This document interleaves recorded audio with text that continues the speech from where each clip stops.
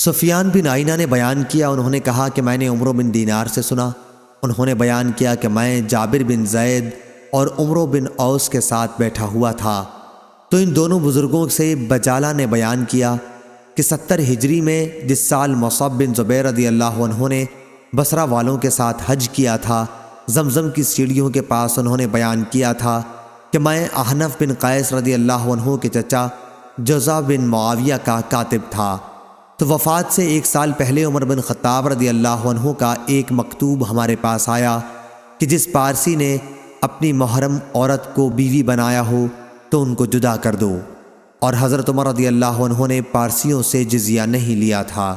صحیح بخاری حدیث نمبر 3156۔ لیکن عبد الرحمن بن عوف رضی اللہ عنہ نے گواہی دی کہ رسول اللہ صلی اللہ علیہ وسلم نے ہجر کے پارسیوں سے جزیہ لیا تھا تو وہ بھی لینے لگے تھے۔ صحیح بخاری حدیث نمبر 3157۔ عروہ بن زبیر رضی اللہ عنہ نے بیان کیا، ان سے مسعور بن مخرمہ رضی اللہ عنہ نے اور انہیں عمرو بن عوف رضی اللہ عنہ نے خبر دی، وہ بنی عامر بن لوئی کے حلیف تھے اور جنگ بدر میں شریک تھے۔ انہوں نے ان کو خبر دی کہ رسول اللہ صلی اللہ علیہ وسلم نے ابو عبیدہ بن جراح رضی اللہ عنہ کو بحرین جزیہ وصول کرنے کے لیے بھیجا تھا۔ حضرت صلی اللہ علیہ وسلم نے بحرین کے لوگوں سے صلح کی تھی اور ان پر علا بن حضرمی رضی اللہ عنہ کو حاکم بنایا تھا۔ جب ابو عبیدہ رضی اللہ عنہ بحرین کا مال لے کر آئے تو انصار کو معلوم ہو گیا کہ ابو عبیدہ رضی اللہ عنہ آ گئے ہیں، چنانچہ فجر کی نماز سب لوگوں نے نبی کریم صلی اللہ علیہ وسلم کے ساتھ پڑھی۔ جب حضرت صلی اللہ علیہ وسلم نماز پڑھا چکے تو لوگ حضرت صلی اللہ علیہ وسلم کے سامنے آئے۔ حضرت صلی اللہ علیہ وسلم انہیں دیکھ کر مسکرائے اور فرمایا کہ میرا خیال ہے کہ تم نے سن لیا ہے کہ ابو عبیدہ کچھ لے کر آئے ہیں۔ انصار رضی اللہ عنہم نے عرض کیا، جی ہاں یا رسول اللہ۔ حضرت صلی اللہ علیہ وسلم نے فرمایا، تمہیں خوشخبری ہو اور اس چیز کے لیے تم پر امید رہو جس سے تمہیں خوشی ہوگی، لیکن خدا کی قسم میں تمہارے بارے میں محتاجی اور فقر سے نہیں ڈرتا۔ مجھے اگر خوف ہے تو اس بات کا کہ کچھ دنیا کے دروازے تم پر اس طرح کھول دیے جائیں گے جیسے تم سے پہلے لوگوں پر کھول دیے گئے تھے، تو ایسا نہ ہو کہ تم بھی ان کی طرح ایک دوسرے سے جلنے لگو اور یہ جلنا تم کو بھی اسی طرح تباہ کر دے جیسا کہ پہلے لوگوں کو کیا تھا۔ صحیح بخاری حدیث نمبر 3158۔ سعید بن عبید اللہ ثقفی نے بیان کیا، ان سے بکر بن عبداللہ مزنی اور زیاد بن جبیر ہر دو نے بیان کیا، اور ان سے جبیر بن حیہ نے بیان کیا کہ کفار سے جنگ کے لیے عمر رضی اللہ عنہ نے فوجوں کو فارس کے بڑے بڑے شہروں کی طرف بھیجا تھا۔ جب لشکر قادسیہ پہنچا اور لڑائی کا نتیجہ مسلمانوں کے حق میں نکلا تو ہرمزان شوستر کا حاکم اسلام لے آیا۔ عمر رضی اللہ عنہ نے اس سے فرمایا کہ میں تم سے ان ممالک فارس وغیرہ پر فوج بھیجنے کے سلسلے میں مشورہ چاہتا ہوں کہ پہلے ان 3 مقاموں فارس، اصفہان اور آذربائیجان میں کہاں لڑائی سے شروع کی جائے۔ اس نے کہا، جی ہاں، اس ملک کی مثال اور اس میں رہنے والے اسلام دشمن باشندوں کی مثال ایک پرندے جیسی ہے جس کا سر ہے اور 2 بازو ہیں۔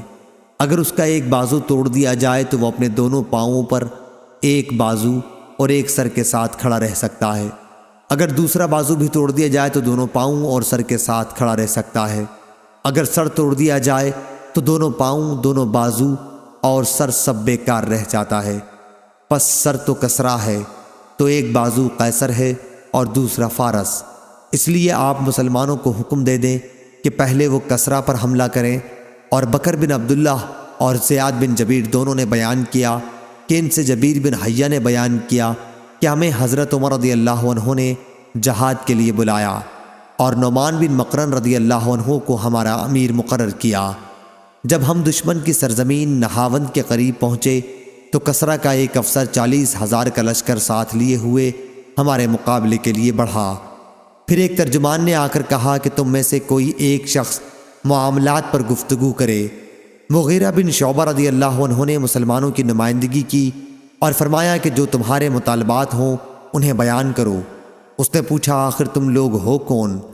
مغیرہ رضی اللہ عنہ نے کہا کہ ہم عرب کے رہنے والے ہیں، ہم انتہائی بدبختیوں اور مصیبتوں میں مبتلا تھے۔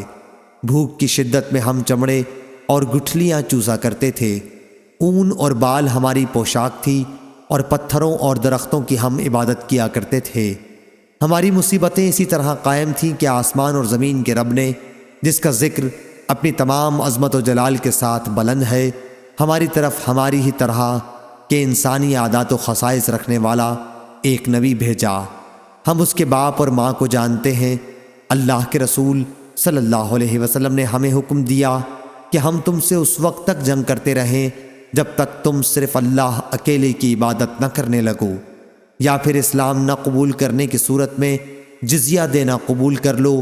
اور ہمارے نبی کریم صلی اللہ علیہ وسلم نے ہمیں اپنے رب کا یہ پیغام بھی پہنچایا ہے کہ اسلام کے لیے لڑتے ہوئے جہاد میں ہمارا جو آدمی بھی قتل کیا جائے گا وہ ایسی جنت میں جائے گا جو اس نے کبھی نہیں دیکھی، اور جو لوگ ہم میں سے زندہ باقی رہ جائیں گے وہ فتح حاصل کر کے تم پر حاکم بن سکیں گے۔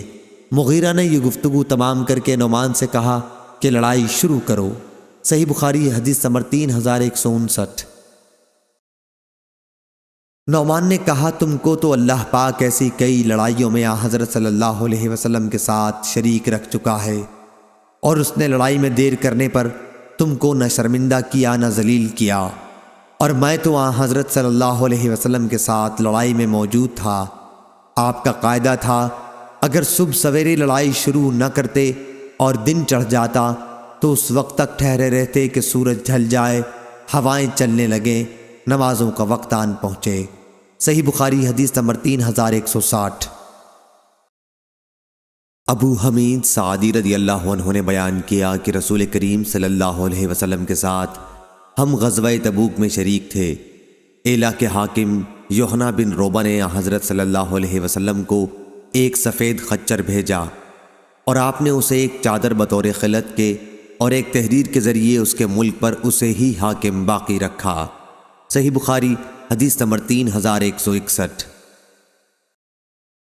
ابو جمرہ نے بیان کیا، کہا کہ میں نے جویریہ بن قدامہ تمیمی سے سنا، انہوں نے بیان کیا کہ میں نے عمر بن خطاب رضی اللہ عنہ سے سنا تھا جب وہ زخمی ہوئے، آپ سے ہم نے عرض کیا تھا کہ ہمیں کوئی وصیت کیجئے، تو آپ نے فرمایا کہ میں تمہیں اللہ تعالیٰ کے عہد کی جو تم نے زمیوں سے کیا ہے وصیت کرتا ہوں کہ اس کی حفاظت میں کوتاہی نہ کرنا، کیونکہ وہ تمہارے نبی کا ذمہ ہے اور تمہارے گھر والوں کی روزی ہے کہ جزیہ کے روپیے سے تمہارے بال بچوں کی گزران ہوتی ہے۔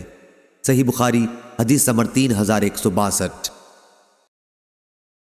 یحییٰ بن سعید انصاری نے بیان کیا کہ میں نے انس رضی اللہ عنہ سے سنا، انہوں نے بیان کیا کہ نبی کریم صلی اللہ علیہ وسلم نے انصار کو بلایا تاکہ بحرین میں ان کے لیے کچھ زمین لکھ دیں، لیکن انہوں نے عرض کیا کہ نہیں، خدا کی قسم ہمیں اسی وقت وہاں زمین عنایت فرمائیے جب اتنی زمین ہمارے بھائی قریش مہاجرین کے لیے بھی آپ لکھیں۔ حضرت صلی اللہ علیہ وسلم نے فرمایا جب تک اللہ کو منظور ہے یہ معاش ان کو بھی یعنی قریش والوں کو ملتی رہے گی، لیکن انصار یہی اصرار کرتے رہے کہ قریش والوں کے لیے بھی سندیں لکھ دیجئے۔ جب آپ نے انصار سے فرمایا کہ میرے بعد تم یہ دیکھو گے کہ دوسروں کو تم پر ترجیح دی جائے گی، لیکن تم صبر سے کام لینا تاکہ تم آخر میں مجھ سے آ کر ملو، جنگ اور فساد نہ کرنا۔ صحیح بخاری حدیث نمبر 3163۔ محمد بن منقدر نے بیان کیا کہ جابر بن عبداللہ رضی اللہ عنہ نے بیان کیا کہ رسول اللہ صلی اللہ علیہ وسلم نے مجھ سے فرمایا تھا کہ اگر ہمارے پاس بحرین سے روپیہ آیا تو میں تمہیں اتنا اتنا اتنا 3 لب دوں گا۔ پھر جب حضرت صلی اللہ علیہ وسلم کی وفات ہو گئی اور اس کے بعد بحرین کا روپیہ آیا تو ابو بکر رضی اللہ عنہ نے فرمایا کہ رسول اللہ صلی اللہ علیہ وسلم نے اگر کسی سے کوئی دینے کا وعدہ کیا ہو تو وہ ہمارے پاس آئے۔ چنانچہ میں حاضر ہوا اور عرض کیا کہ حضرت صلی اللہ علیہ وسلم نے مجھ سے فرمایا تھا کہ اگر بحرین کا روپیہ ہمارے یہاں آیا تو میں تمہیں اتنا اتنا اور اتنا دوں گا۔ اس پر انہوں نے فرمایا کہ اچھا 1 لب بھرو۔ میں نے 1 لب بھری تو انہوں نے فرمایا کہ اسے شمار کرو۔ میں نے شمار کیا تو 500 تھا۔ پھر انہوں نے مجھے 1500 عنایت فرمایا۔ صحیح بخاری حدیث نمبر 3164۔ ابراہیم بن طہمان نے بیان کیا، ان سے عبدالعزیز بن صہیب نے اور ان سے انس بن مالک رضی اللہ عنہ نے کہ نبی کریم صلی اللہ علیہ وسلم کے یہاں بحرین سے خراج کا روپیہ آیا تو آپ صلی اللہ علیہ وسلم نے فرمایا کہ اسے مسجد میں پھیلا دو۔ بحرین کا وہ مال ان تمام اموال میں سب سے زیادہ تھا جو اب تک رسول اللہ صلی اللہ علیہ وسلم کے یہاں آ چکے تھے۔ اتنے میں عباس رضی اللہ عنہ تشریف لائے اور کہنے لگے کہ یا رسول اللہ، مجھے بھی عنایت فرمائیے، میں زیر بار ہوں، کیونکہ میں نے بدر کے موقع پر اپنا بھی فدیہ ادا کیا تھا اور عقیل کا بھی۔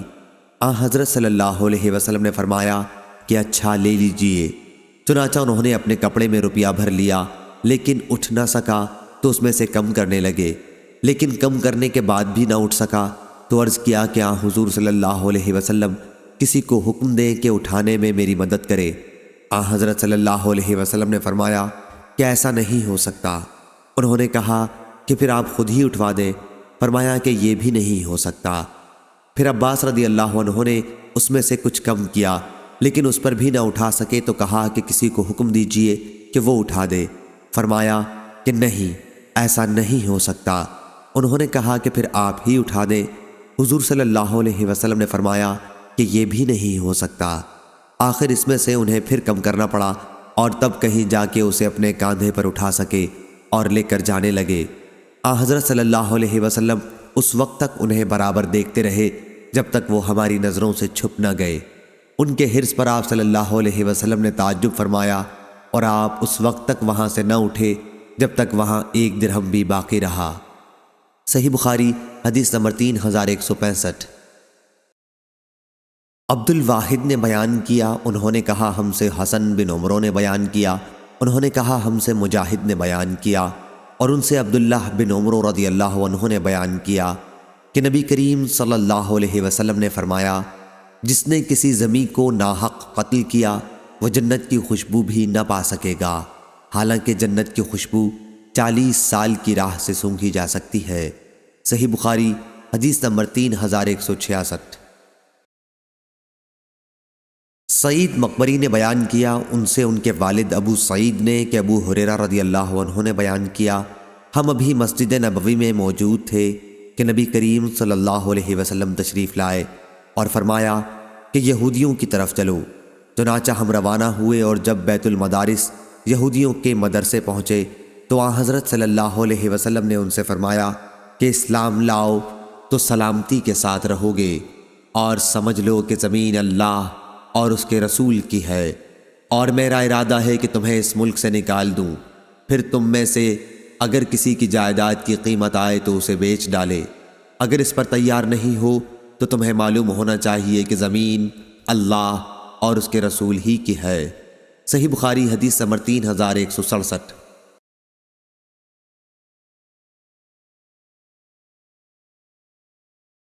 سفیان بن عیینہ نے بیان کیا، ان سے سلیمان احول نے، انہوں نے سعید بن جبیر سے سنا اور انہوں نے ابن عباس رضی اللہ عنہ سے سنا، آپ نے جمعرات کے دن کا ذکر کرتے ہوئے کہا، تمہیں معلوم ہے کہ جمعرات کا دن، ہائے یہ کون سا دن ہے؟ اس کے بعد وہ اتنا روئے کہ ان کے آنسوؤں سے کنکریاں تر ہو گئیں۔ سعید نے کہا، میں نے عرض کیا، یا ابن عباس، جمعرات کے دن سے کیا مطلب ہے؟ انہوں نے کہا کہ اسی دن رسول اللہ صلی اللہ علیہ وسلم کی تکلیف مرض الوفات میں شدت پیدا ہوئی تھی، اور آپ صلی اللہ علیہ وسلم نے فرمایا تھا کہ مجھے لکھنے کا ایک کاغذ دے دو تاکہ میں تمہارے لیے ایک ایسی کتاب لکھ جاؤں جس کے بعد تم کبھی گمراہ نہ ہو۔ اس پر لوگوں کا اختلاف ہو گیا۔ پھر حضرت صلی اللہ علیہ وسلم نے خود ہی فرمایا کہ نبی کی موجودگی میں جھگڑنا غیر مناسب ہے۔ دوسرے لوگ کہنے لگے، بھلا کیا حضرت صلی اللہ علیہ وسلم بیکار باتیں فرمائیں گے؟ اچھا پھر پوچھ لو۔ یہ سن کر حضرت صلی اللہ علیہ وسلم نے فرمایا کہ مجھے میری حالت پر چھوڑ دو، کیونکہ اس وقت میں جس عالم میں ہوں وہ اس سے بہتر ہے جس کی طرف تم مجھے بلا رہے ہو۔ اس کے بعد حضرت صلی اللہ علیہ وسلم نے 3 باتوں کا حکم فرمایا کہ مشرکوں کو جزیرہ عرب سے نکال دینا، اور وفود کے ساتھ اسی طرح خاطر تواضع کا معاملہ کرنا جس طرح میں کیا کرتا تھا۔ تیسری بات کچھ بھلی سی تھی، یا تو سعید نے اس کو بیان نہ کیا یا میں بھول گیا۔ سفیان نے کہا یہ جملہ تیسری بات کچھ بھلی سی تھی سلیمان احول کا کلام ہے، اور یہ تھی کہ اسامہ کا لشکر تیار کر دینا، یا نماز کی حفاظت کرنا، یا لونڈی غلاموں سے اچھا سلوک کرنا۔ صحیح بخاری حدیث نمبر 3168۔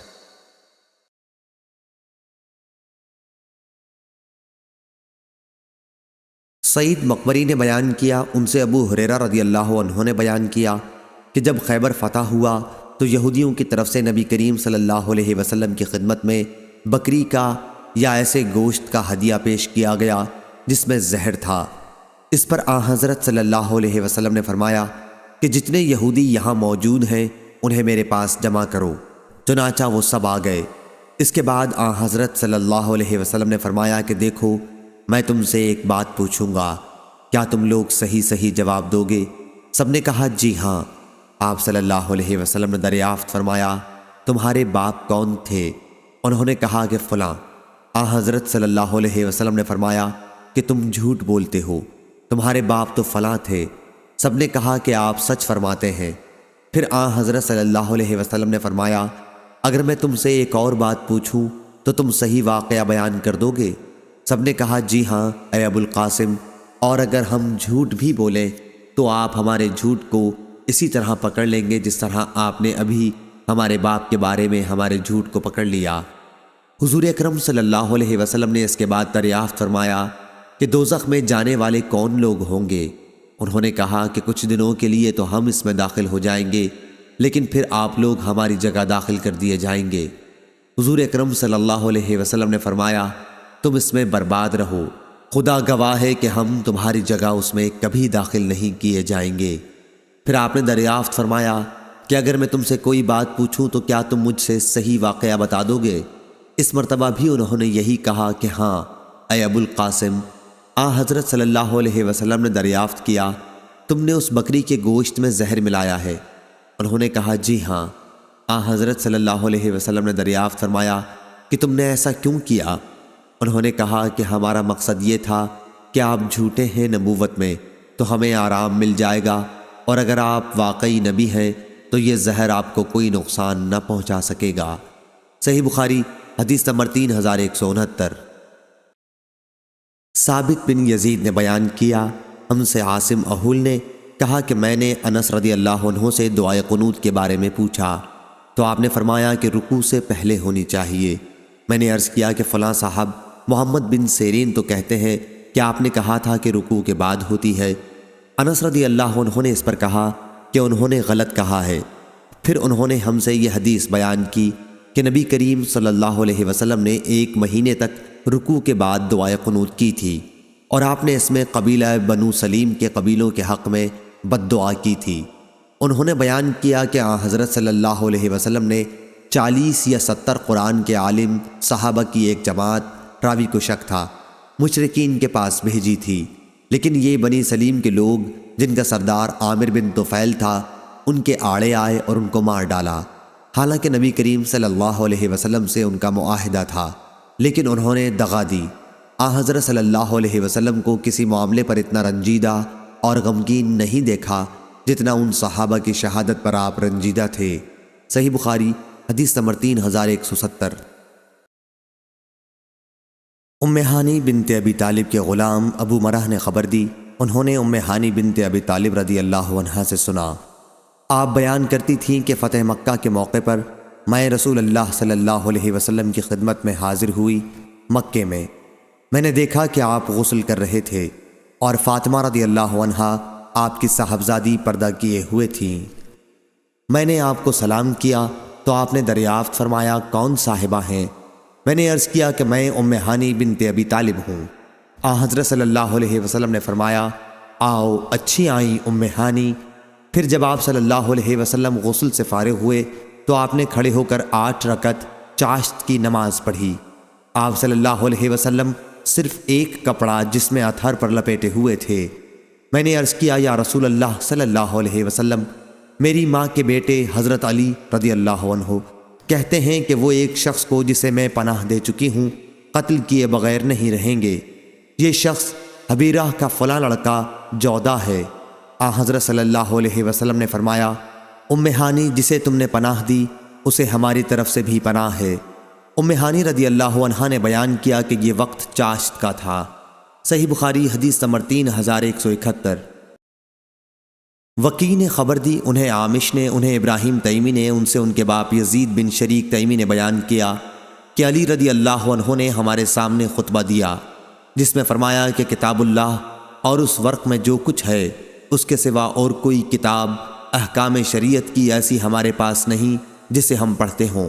پھر آپ نے فرمایا کہ اس میں زخموں کے قصاص کے احکام ہیں اور دیت میں دیے جانے والے کی عمر کے احکام ہیں، اور یہ کہ مدینہ حرم ہے غیر پہاڑی سے فلاں احد پہاڑی تک، اس لیے جس شخص نے کوئی نئی بات شریعت کے اندر داخل کی یا کسی ایسے شخص کو پناہ دی تو اس پر اللہ، ملائکہ اور انسان سب کی لعنت ہے، نہ اس کی کوئی فرض عبادت قبول ہوگی اور نہ نفل۔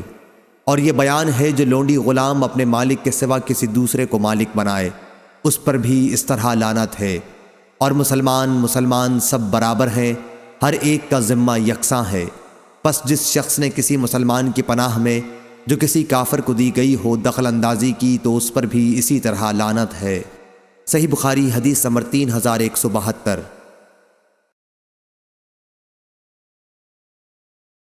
مستد بن مسرحد نے بیان کیا، کہا ہم سے بشیر بن مفضل نے، کہا ہم سے یحییٰ بن سعید انصاری نے، ان سے بشیر بن یسار نے اور ان سے سہل بن ابی حتمہ نے بیان کیا کہ عبداللہ بن سہل اور محیصہ بن مسعود بن زید رضی اللہ عنہ خیبر گئے۔ ان دنوں خیبر کے یہودیوں سے مسلمانوں کی صلح تھی۔ پھر دونوں حضرات خیبر پہنچ کر اپنے اپنے کاموں کے لیے جدا ہو گئے۔ اس کے بعد محیصہ رضی اللہ عنہ عبداللہ بن سہل کے پاس آئے تو کیا دیکھتے ہیں کہ وہ خون میں لوٹ رہے ہیں، کسی نے ان کو قتل کر ڈالا۔ خیر محیصہ رضی اللہ عنہ نے عبداللہ رضی اللہ عنہ کو دفن کر دیا، پھر مدینہ آئے۔ اس کے بعد عبد الرحمن بن سہل عبداللہ رضی اللہ عنہ کے بھائی اور مسعود کے دونوں صاحبزادے محیصہ اور حویصہ نبی کریم صلی اللہ علیہ وسلم کی خدمت میں حاضر ہوئے۔ گفتگو عبد الرحمن رضی اللہ عنہ نے شروع کی تو آن حضرت صلی اللہ علیہ وسلم نے فرمایا کہ تم لوگوں میں عمر میں بڑے ہوں وہ بات کریں۔ عبد الرحمن سب سے کم عمر تھے، وہ چپ ہو گئے اور محیصہ اور حویصہ نے بات شروع کی۔ آپ نے دریافت فرمایا، کیا تم لوگ اس پر قسم کھا سکتے ہو کہ جس شخص کو تم قاتل کہہ رہے ہو اس پر تمہارا حق ثابت ہو سکے؟ ان لوگوں نے عرض کیا کہ ہم ایک ایسے معاملے میں کس طرح قسم کھا سکتے ہیں جس کو ہم نے خود آنکھوں سے نہ دیکھا ہو۔ حضرت صلی اللہ علیہ وسلم نے فرمایا کہ پھر کیا یہود تمہارے دعوے سے اپنی برت اپنی طرف سے 50 قسمیں کھا کر دیں؟ ان لوگوں نے عرض کیا کہ کفار کی قسموں کا ہم کس طرح اعتبار کر سکتے ہیں؟ چنانچہ حضرت صلی اللہ علیہ وسلم نے خود اپنے پاس سے ان کی دیت ادا کر دی۔ صحیح بخاری حدیث نمبر 3173۔ عبیداللہ بن عبداللہ بن عتبہ نے خبر دی، انہیں عبداللہ بن عباس رضی اللہ عنہ نے خبر دی اور انہیں ابو سفیان بن حرب نے خبر دی کہ ہرقل فرمانروائے روم نے انہیں قریش کے قافلے کے ساتھ بلا بھیجا۔ یہ لوگ شام اس زمانے میں تجارت کی غرض سے گئے ہوئے تھے جب آن حضرت صلی اللہ علیہ وسلم نے ابو سفیان سے صلح حدیبیہ میں قریش کے کافروں کے مقدمے میں صلح کی تھی۔ صحیح بخاری حدیث نمبر 3174۔ یحییٰ نے بیان کیا، کہا کہ ہم سے ہشام نے بیان کیا، کہا کہ مجھ سے میرے باپ نے بیان کیا، اور ان سے عائشہ رضی اللہ عنہا نے کہ نبی کریم صلی اللہ علیہ وسلم پر جادو کر دیا گیا تھا، تو بعض دفعہ ایسا ہوتا کہ آپ سمجھتے کہ میں نے فلاں کام کر لیا ہے حالانکہ آپ نے وہ کام نہ کیا ہوتا۔ صحیح بخاری حدیث نمبر 3175۔ عبداللہ بن علا بن زبیر نے بیان کیا، انہوں نے بیان کیا کہ میں نے بصر بن عبید اللہ سے سنا، انہوں نے ابو ادریس سے سنا، کہا کہ میں نے عوف بن مالک رضی اللہ عنہ سے سنا۔ آپ نے بیان کیا کہ میں غزوہ تبوک کے موقع پر نبی کریم صلی اللہ علیہ وسلم کی خدمت میں حاضر ہوا۔ آپ اس وقت چمڑے کے ایک خیمے میں تشریف فرما تھے۔ آپ صلی اللہ علیہ وسلم نے فرمایا کہ قیامت کی 6 نشانیاں شمار کر لو، میری موت، پھر بیت المقدس کی فتح، پھر ایک وبا جو تم میں شدت سے پھیلے گی جسے بکریوں میں طاعون پھیل جاتا ہے، پھر مال کی کثرت اس درجے میں ہوگی کہ ایک شخص 100 دینار بھی اگر کسی کو دے گا تو اس پر بھی وہ ناراض ہوگا، پھر فتنہ اتنا تباہ کن عام ہوگا کہ عرب کا کوئی گھر باقی نہ رہے گا جو اس کی لپیٹ میں نہ آ گیا ہو۔ پھر صلح جو تمہارے اور بنی الاصفر نصارائے روم کے درمیان ہوگی، لیکن وہ دغا کریں گے اور ایک عظیم لشکر کے ساتھ تم پر چڑھائی کریں گے۔ اس میں 80 جھنڈے ہوں گے اور ہر جھنڈے کے ماتحت 12,000 فوج ہوگی، یعنی 9,60,000 فوج سے وہ تم پر حملہ آور ہوں گے۔ صحیح بخاری حدیث نمبر 3176۔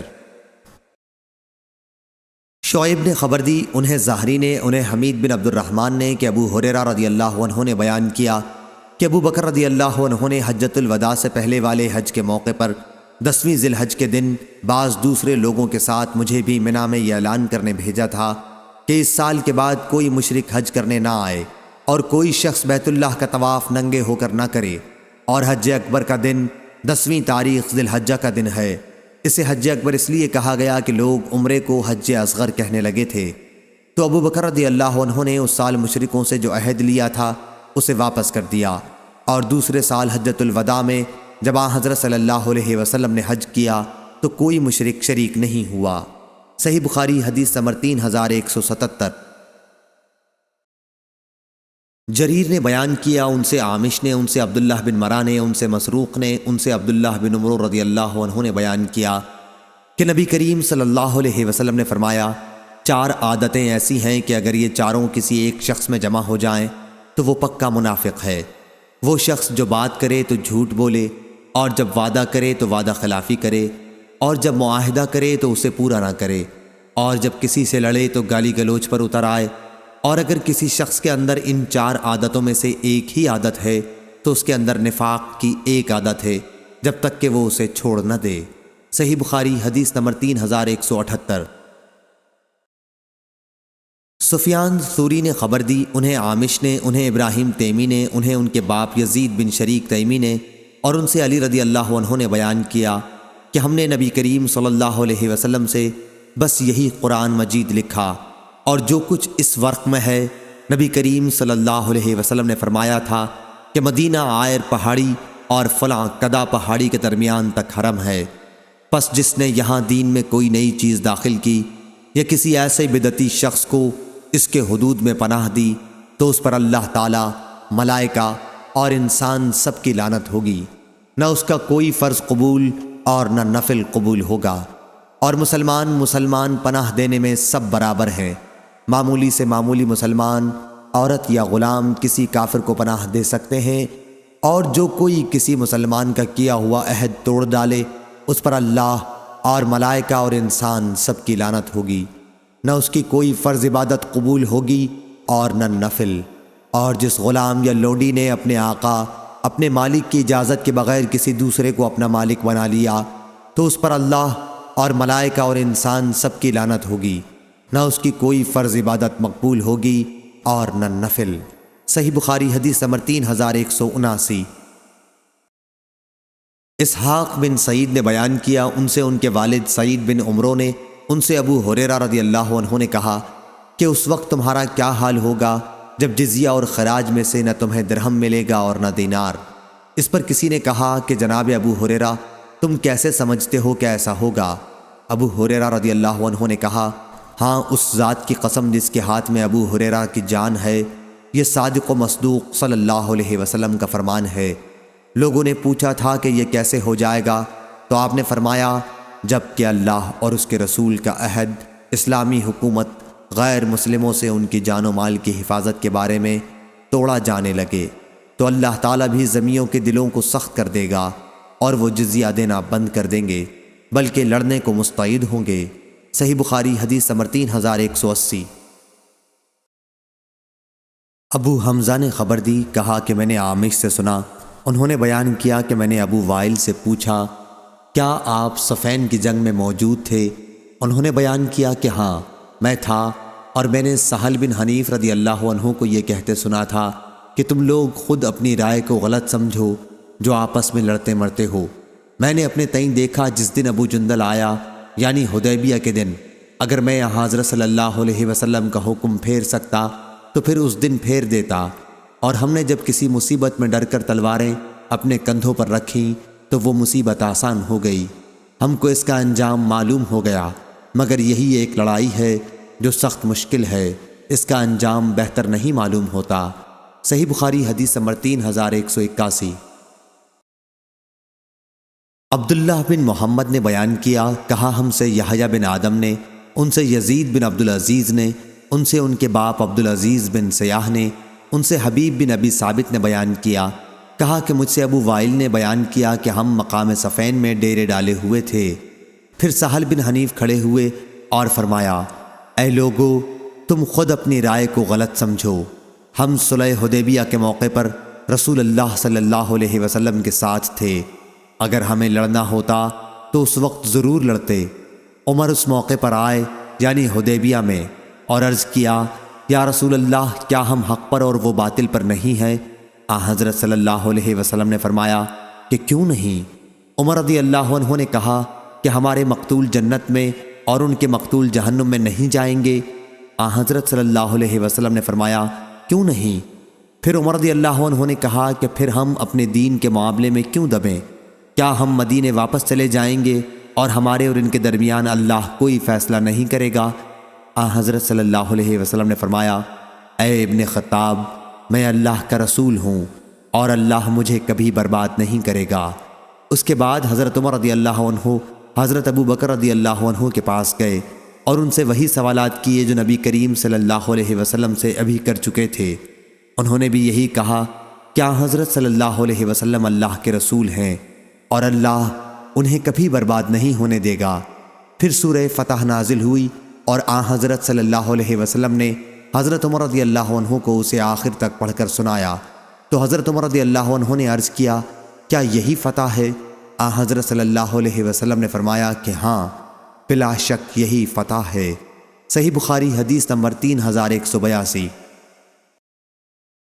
حاتم نے بیان کیا، ان سے ہشام بن عروہ نے، ان سے ان کے باپ نے اور ان سے اسماء بنت ابی بکر رضی اللہ عنہا نے بیان کیا کہ قریش سے جس زمانے میں رسول کریم صلی اللہ علیہ وسلم نے حدیبیہ کی صلح کی تھی، اسی مدت میں میری والدہ قتیلہ اپنے باپ حارث بن مدرک کو ساتھ لے کر میرے پاس آئیں۔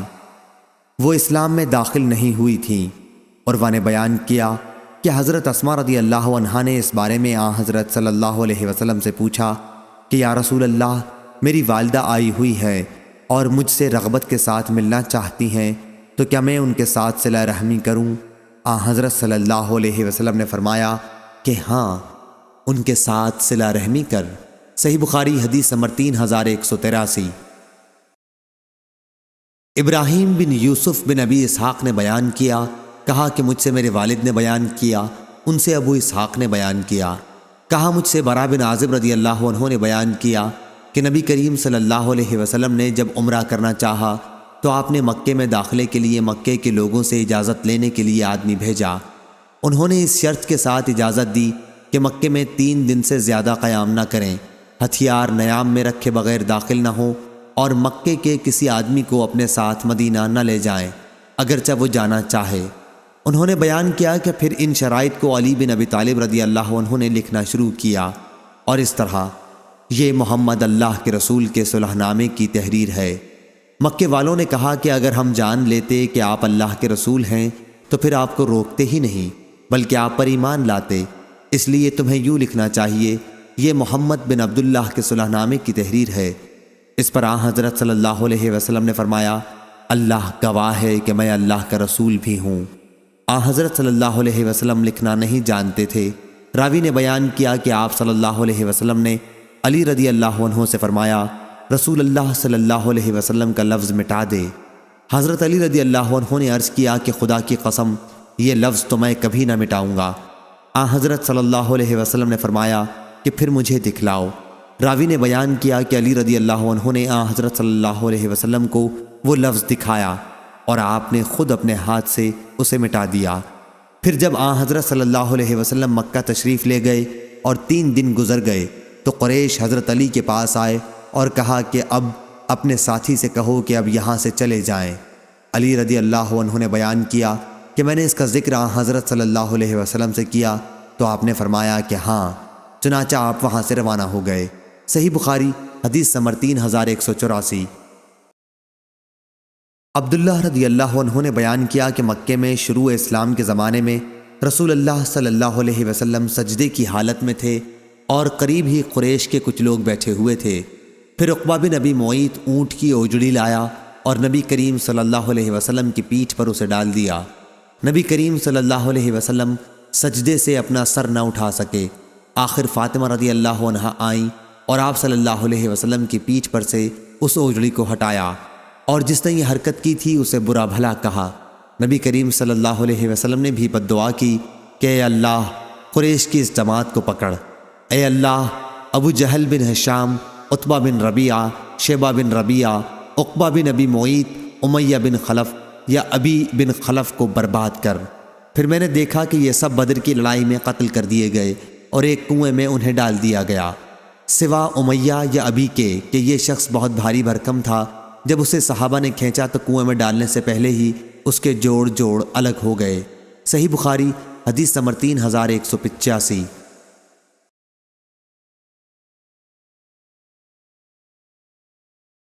شعبہ نے بیان کیا، ان سے سلیمان عامش نے، ان سے ابو وائل نے، اور ان سے عبداللہ بن مسعود رضی اللہ عنہ نے، اور ثابت نے انس رضی اللہ عنہ سے بیان کیا کہ نبی کریم صلی اللہ علیہ وسلم نے فرمایا، قیامت کے دن ہر دغا باز کے لیے ایک جھنڈا ہوگا۔ ان میں سے ایک صاحب نے یہ بیان کیا کہ وہ جھنڈا اس کے پیچھے گاڑ دیا جائے گا، اور دوسرے صاحب نے بیان کیا کہ اسے قیامت کے دن سب دیکھیں گے، اس کے ذریعے اسے پہچانا جائے گا۔ صحیح بخاری حدیث نمبر 3186، 3187۔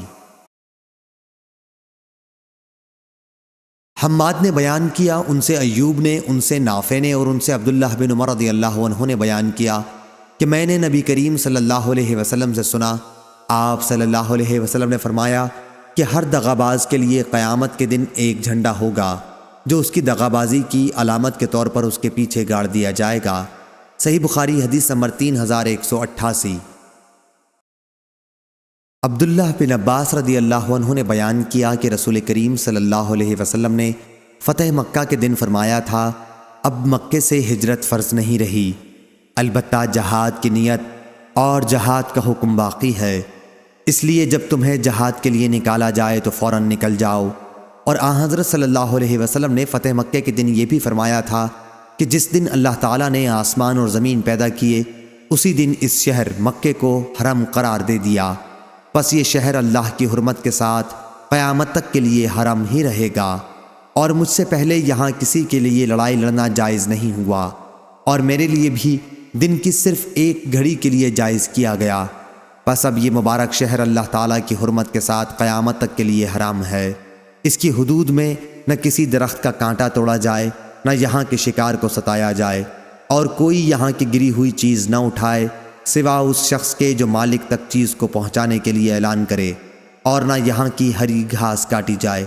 اس پر عباس رضی اللہ عنہ نے کہا، یا رسول اللہ اذخر کی اجازت دے دیجئے، کیونکہ یہ یہاں کے سناروں اور گھروں کی چھتوں پر ڈالنے کے کام آتی ہے۔ تو آن حضرت صلی اللہ علیہ وسلم نے فرمایا کہ اچھا، اذخر کی اجازت ہے۔ صحیح بخاری حدیث نمبر 3189۔